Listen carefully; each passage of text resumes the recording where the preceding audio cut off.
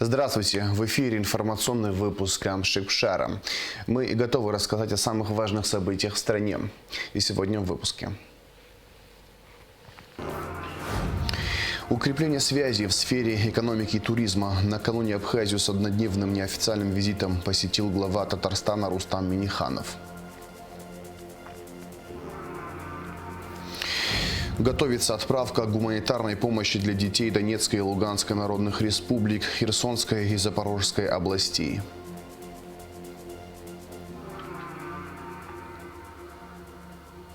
Об ужесточении каких требований к подготовке водителей автотранспортных средств идет речь в принятом правительством постановлении.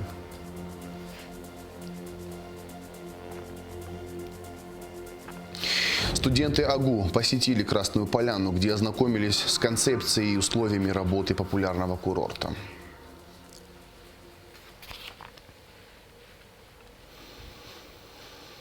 Накануне в Абхазию с однодневным неофициальным визитом прибыл президент Татарстана Рустам Минниханов. Программа визита предусматривала встречу с президентом Асланом Бжанием, посещение инвестиционно привлекательных объектов в Гагарском и Гулрибшском районах. Основной целью визита Рустама Минниханова в Абхазию является укрепление связей в сфере экономики и туризма. В июле текущего года президент Абхазии Аслан Бжаня с рабочим визитом посетил Татарстан для изучения опыта республики по ряду направлений. Делегация из Татарстана во главе с президентом Рустамом Миннихановым прибыла в нашу страну для продолжения наработанных предложений. На российско-абхазской границе гостей встретили абхазским вином с традиционным ачавь и национальным абхазским танцем.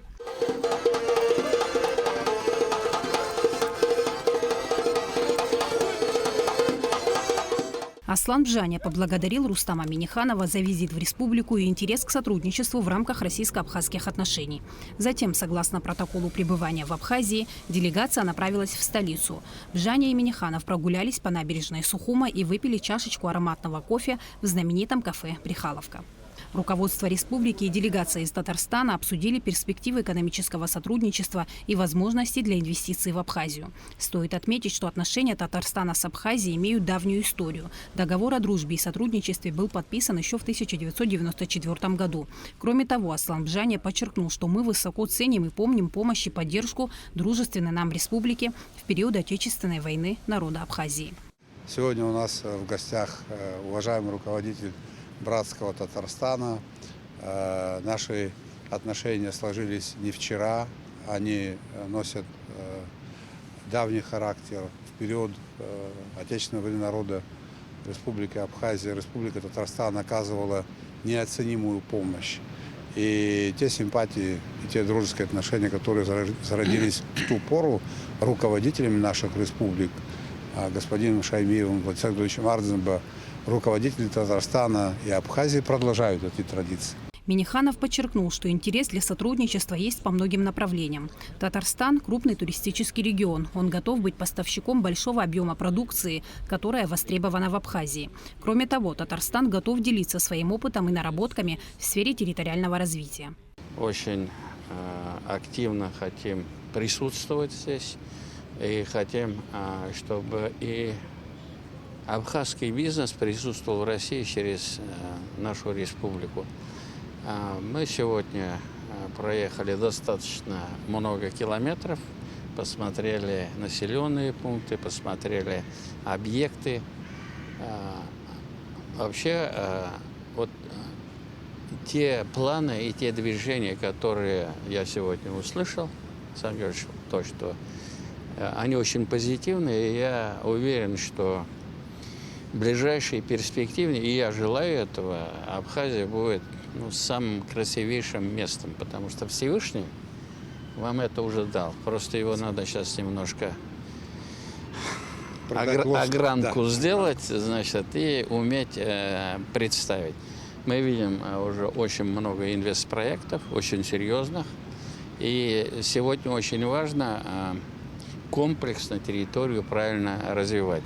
То есть то, что инвестор пришел, если не будет комплексного развития, если не будут учтены, эта территория, она должна иметь такой привлекательный туристический вид, потому что здесь все есть для того, чтобы к вам приезжали, получали удовольствие, отдыхали.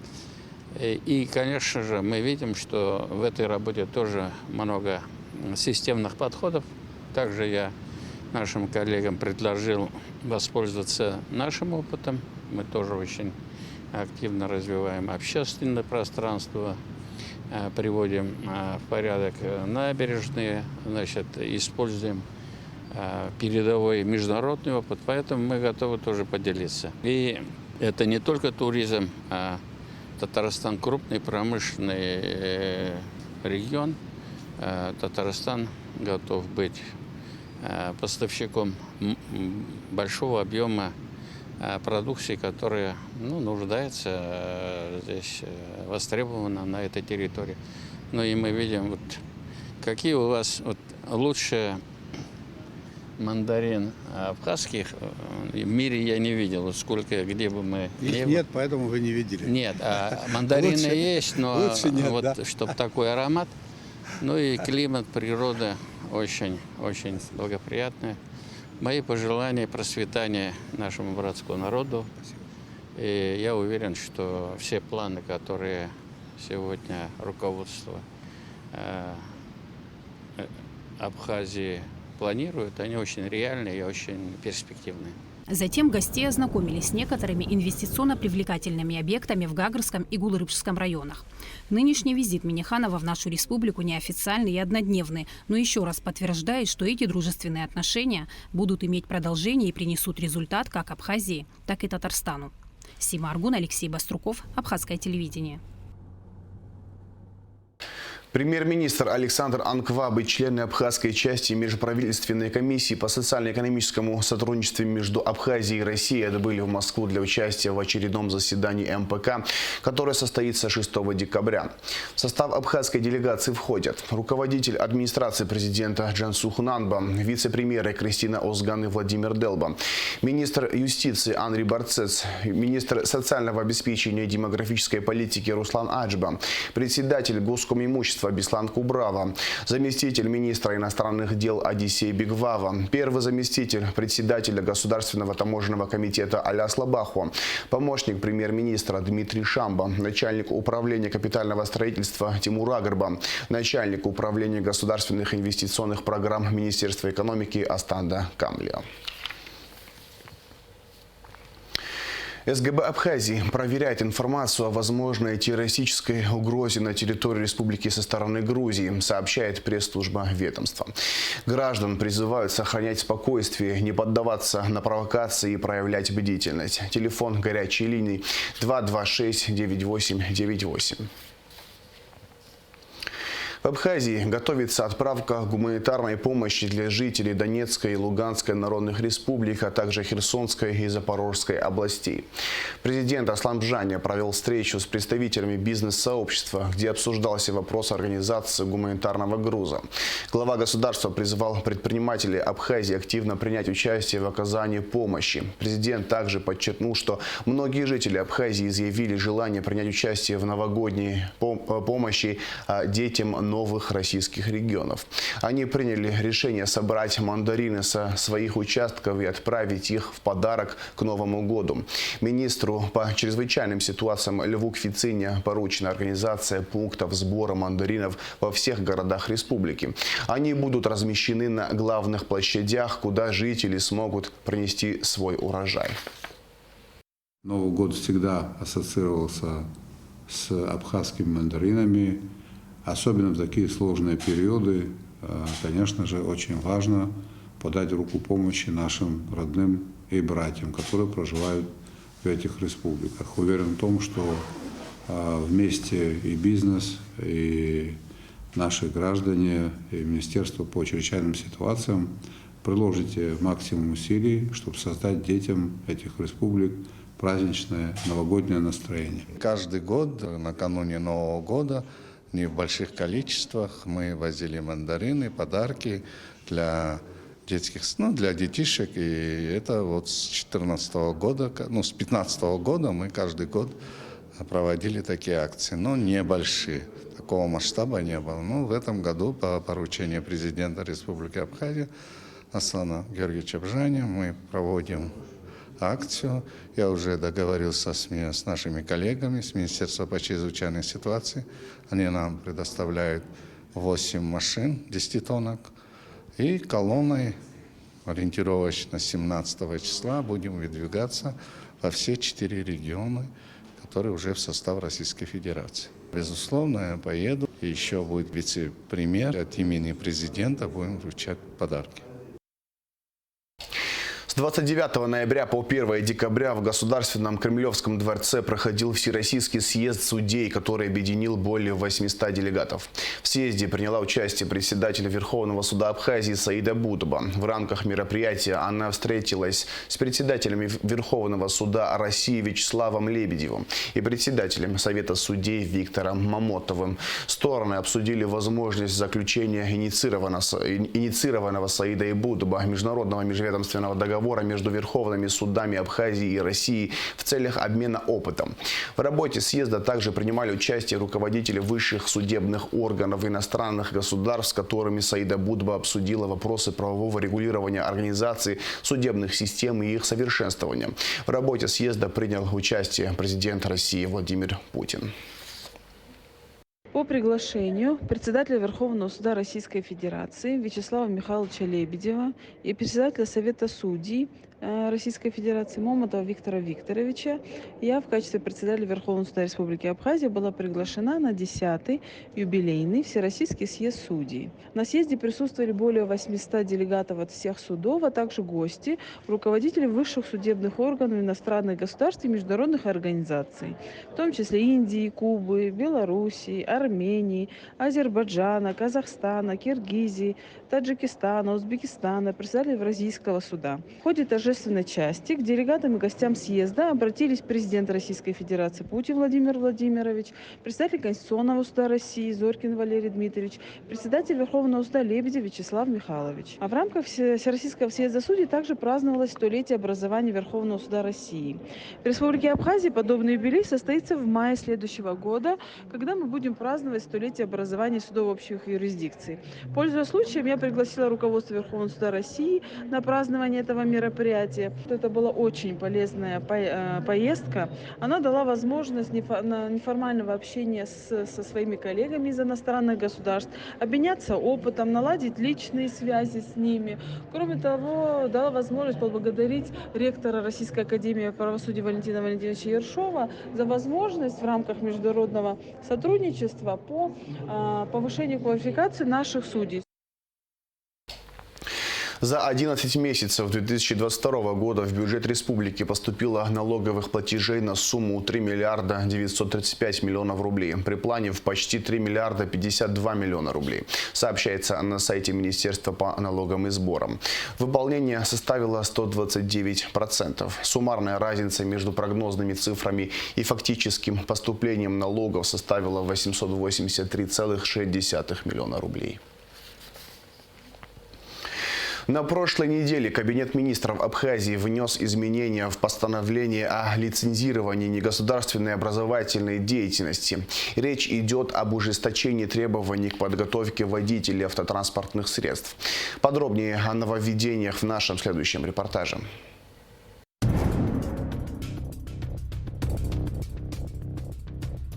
Глядя на этот стиль вождения, возникает только один вопрос. Как этот автолюбитель оказался за рулем? Ведь подобная езда ставит под угрозу не только жизнь водителя и пассажиров, а также других участников дорожного движения.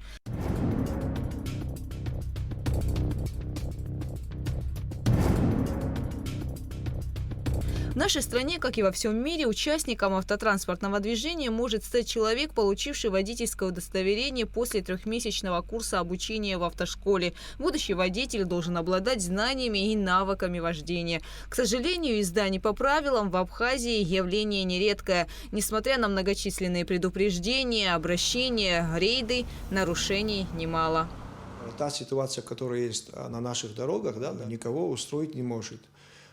Ситуация очень критичная, опасная.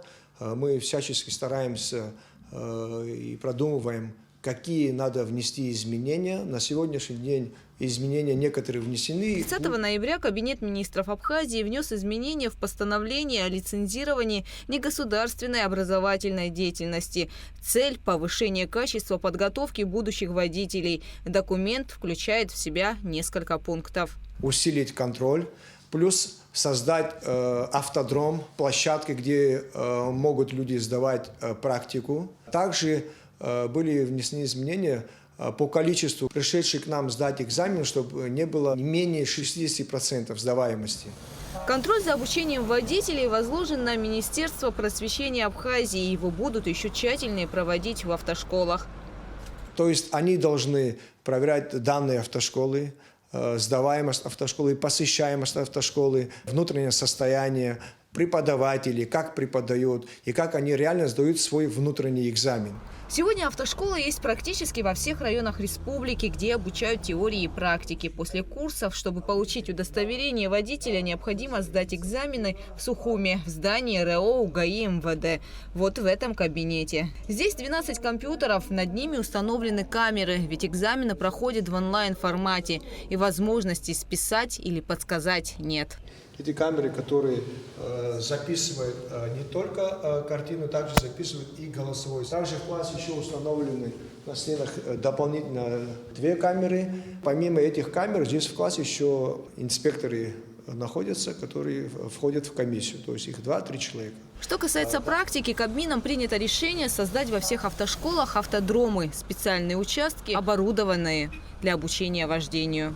Все автошколы уже были уведомлены ранее, за полгода раньше, потому что постановление было принято еще в июне месяце, и они были в курсе, что автодромы должны были уже установить. Это может быть их личное или взято в аренду, без разницы. Как было сказано ранее, одно из немаловажных изменений в документе – повысить статистику сдачи экзаменов до 60%. По данным МВД, за 2022 год она составляет всего лишь 25%. Если брать статистику 2022 года за 11 месяцев, подано было заявление 2700 человек, на экзамен пришло 2387 человек, сдали 1366. С первого раза из числа 2300 человек сдали 586. Если брать по процентности, это получается 25%. Со второй попытки, получается, сдали 303 человека, это получается 13%. А мы бы, конечно, хотели бы, чтобы эти цифры были намного больше. Изменения в постановлении о лицензировании негосударственной образовательной деятельности вступят в силу с января 2023 года. Гугут Савардани, Алексей Гухава, Абхазское телевидение. В Никарагуа прошел ежегодный международный фестиваль гастрономии и рождественских традиций народов. В нем участвовали представители из 40 стран со всех континентов. Фестиваль посетили более 25 тысяч человек. В торжественной церемонии открытия выставки приняли участие министр культуры Абхазии Даурковы и посол Абхазии в Никарагуа Инар Ладария. На фестивале была представлена продукция абхазских производителей, национальные абхазские костюмы, музыка и видеоролики об Абхазии. После официального открытия выставки представители правительства Никарагуа, а также представители посольств иностранных государств посетили стенд Республики Абхазия, попробовали продукты, произведенные в Абхазии, и поздравили представителей с участием в фестивале, сообщает пресс-служба Минкульта. От теории к практике. Более 50 студентов АГУ специальности сервиса и туризма в сопровождении преподавателей университета в эти выходные побывали на курорте Красная Поляна. Можно сказать, с первым рабочим визитом. Студенты прибыли на курорт по приглашению управляющей компании Montera Group. Для них была организована двухдневная ознакомительная программа. Все подробности в репортаже Асиды Мали. Студенты биолого-географического факультета Абхазского госуниверситета – потенциальные работники сферы туризма. Собственно, это является главной причиной их приезда в один из живописных курортов Краснодарского края – Красная Поляна. Поляна объединяет 9 отелей, в том числе известных в международных цепочках. Приезд студентов в сопровождении преподавателей был сконцентрирован на их знакомстве с этими отелями, ведь речь идет о 5-звездочных отелях и концепции их работы. Мы хотим вам показать курорт Красная Поляна, хотим увеличить сотрудничество с компанией Montera. Наша задача показать, что у нас есть современные отели, что у нас есть инфраструктура, и она уже построена на очень высоком уровне, и гости, которые приезжают, отмечают европейское качество услуг. Напомню, что ранее в Абхазском госуниверситете состоялась встреча генерального директора Монтера Групп. Директор рассказала о своих намерениях, о заинтересованности в кадрах из Абхазии как для работы здесь, в объектах Красной Поляны, так и их подготовки для работы в Абхазии. Ведь Монтера – крупный инвестор, который планирует строить в Пицунде пятизвездочный отель. Таким образом, двусторонний интерес подкреплен реальными возможностями и фактическими шагами. Директор Монтера Групп рассказала о том, в каком ключе намерены реализовывать сотрудничество. Давайте послушаем. Понимая, что Абхазский государственный университет готовит студентов по нашему профилю, мы очень хотим дать им возможность посмотреть на эти объекты и в будущем пригласить их на работу на действующие объекты курорта Красная Поляна. А если у компании Монтера появятся действующие объекты и на территории Абхазии, то у них уже будет опыт, который они смогут применить у себя на родине. Поэтому для нас очень важно познакомиться, начать сотрудничество и совместную работу. В течение всего первого дня на Красной Поляне провели ознакомительную экскурсию. Разделенные на две группы в сопровождении представителей отелей провели экскурсии в номера разных типов, рассказывали о том, какова концепция, идея, принципы работы с клиентом, рассказали о том, как устроена работа со звездами. Студенты на протяжении всего дня, независимо от того, что устали, проявили живой интерес и задавали много вопросов. К нам часто приезжают VIP-гости, они также приезжают или инкогнито, или на концерты. У нас рядом здесь находится казино, они часто там выступают.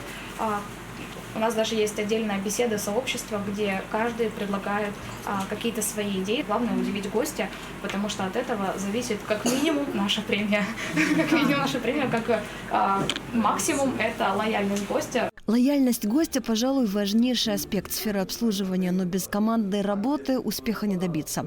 Каких принципов управления придерживаться, чтобы уверенно двигаться вперед? Секрет один – мыслить творчески и прислушиваться к мнению команды. Будет еще время. Шаг назад, потом два вперед, это точно. Поэтому, коллеги, когда будете строить свою историю вашей прекрасной республики, имейте в виду, старая закалка, вертикаль. Я сказал, вы все сделали. Эта тема не работает в этом бизнесе точно. Рассказывая и показывая будущим специалистам сферы курорта и туризма важные детали пятизвездочных отелей, программы лояльности и индивидуального подхода к каждому гостю, сотрудники отелей рассказывали студентам и о том, каким быстрым может быть карьерный рост, который неизбежен в случае, если сотрудник себя зарекомендовал. 4 года назад, я начала работать в этом отеле, была администратором службы приема и размещения гостей. Это самая первая ступень в карьерной лестнице службы размещения, фронт-офис. Затем я получила повышение через некоторое время работы, стала супервайзером старшей смены службы размещения гостей. И год назад я стала дежурным менеджером отеля. Знакомство с туристическими возможностями Монтера Групп для студентов Абхазского госуниверситета подобно объемной практике. Очевидно, что двухдневные визиты, посещение гостиниц с номерами различных концепций не дает всего объема информации, но суть в том, чтобы заинтересовать и дать возможность ответить на вопрос, интересно ли. И самое главное, можно попробовать свои силы, решившись на прохождение практики на Красной Поляне. Хотелось рассказать про управляющих отелей в целом, как они нас встретили и провели экскурсию.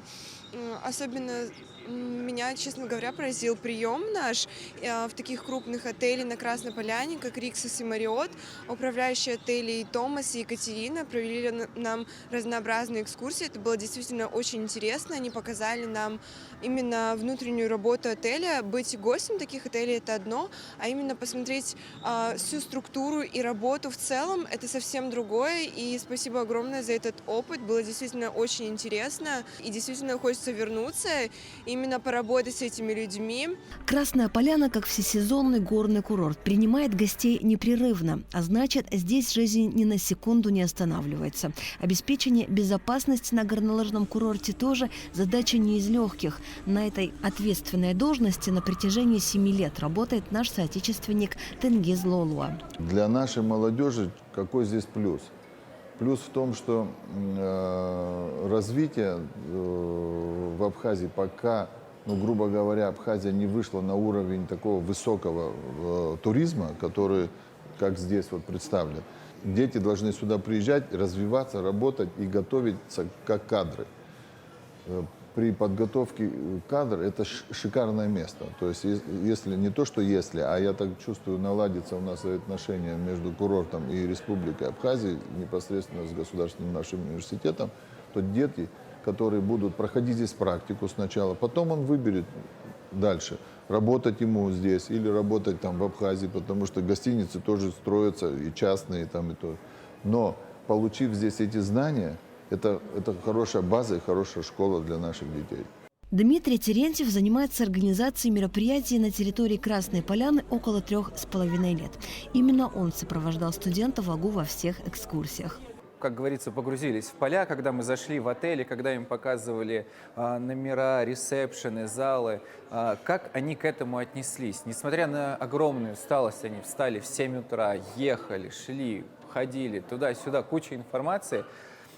У них всегда на протяжении всего дня у них горели глаза, и они прям жадно впитывали всю энергию, всю информацию.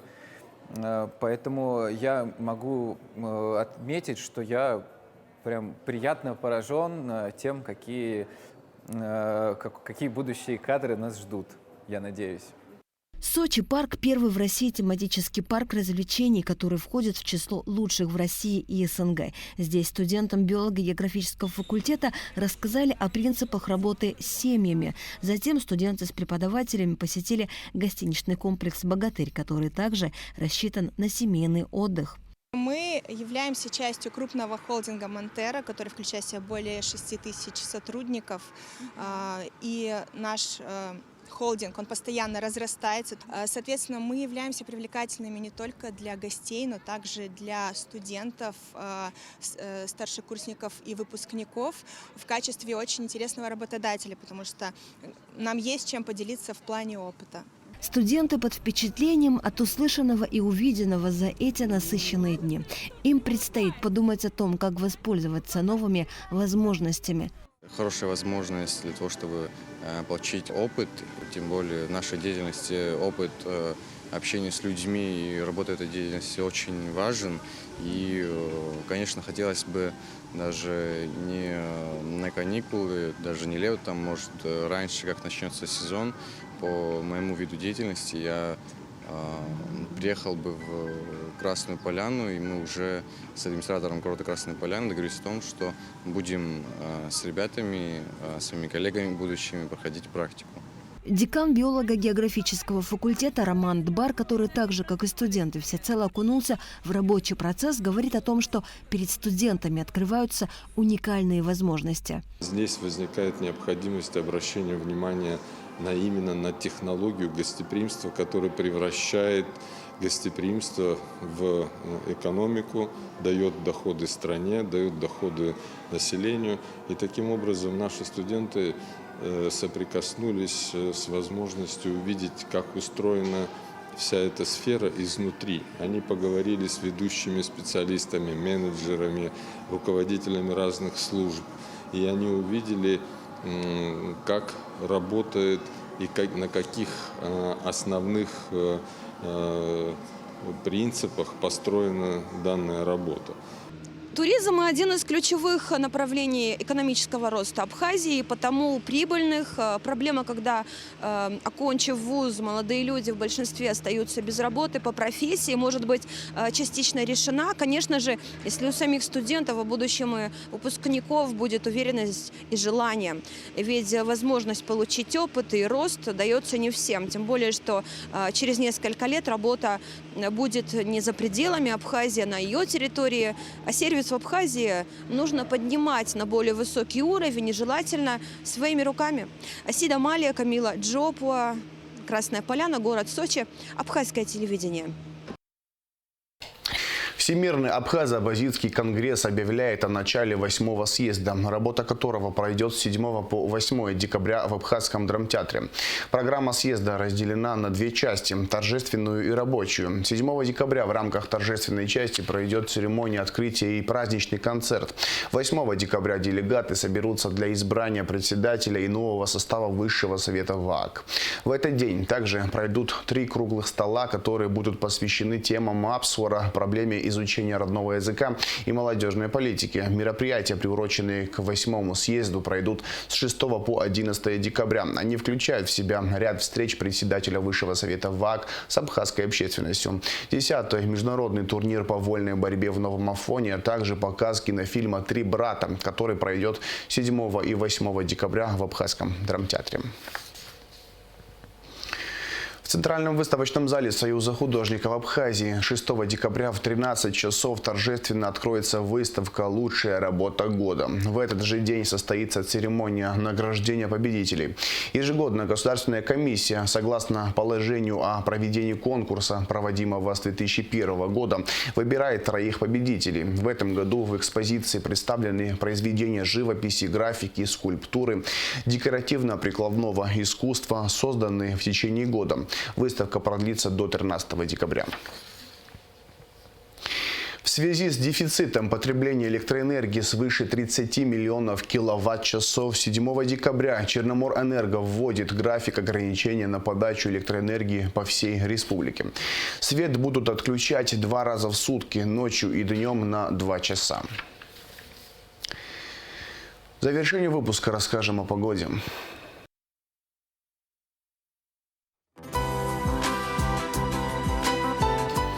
По сообщению Гидромедцентра, во вторник, 6 декабря, на территории Абхазии не ожидается осадков. Температура воздуха ночью 4-9, днем 8-13 градусов тепла. Температура морской воды плюс 15 градусов.